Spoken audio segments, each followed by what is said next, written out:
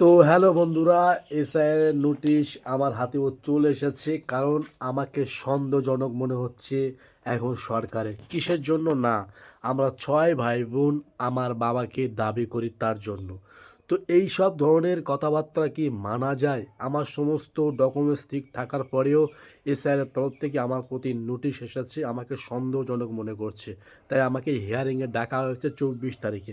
আর যারা বিশেষ করে আমি বলবো যাদেরকে ডকুমেন্টস থাকা সত্ত্বেও এই যে নোটিশগুলো আসছে, এগুলো সম্পূর্ণ মানুষকে হয়রানি, কিছু না, শুধু কিচ্ছু না। এসআর বলতে কিছু না, শুধু মানুষের, গরিব মানুষের, সাধারণ মানুষকে হয়রানি করাবার। এগুলো একটা বিজেপির চাল, আর কিচ্ছু না। বিজেপি চাইছে সাধারণ মানুষকে কীভাবে ফাঁদে ফেলার। আর কন্টিনিউস বিশেষ করে মুসলমানের উপরে এগুলো বেশি হচ্ছে। তাই বলছি ভাই, টেনশন নিও না, কোনো রকমের চিন্তা করার দরকার নেই। নোটিশ আসতে পারে তোমার বাড়িতেও, তোমার কাছেও আসতে পারে কোনো না কোনো কারণে, সব ঠিক থাকার পরেও।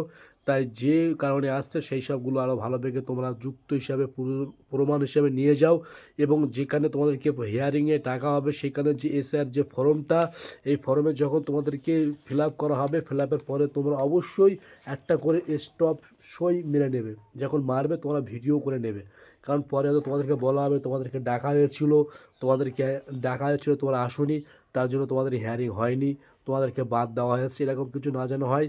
প্রত্যেকে ক্যামেরা চালু করে ওই সময় অত্যন্ত স্টাম্প মারার সময় অবশ্যই তোমরা ভিডিও করে নেবে। তো এই হচ্ছে সবচেয়ে বড় সতর্কবাণী ভিডিও আজকে তোমাদের জন্য। পারলে শেয়ার করো এবং বেশি বেশি লোককে বুঝিয়ে দাও।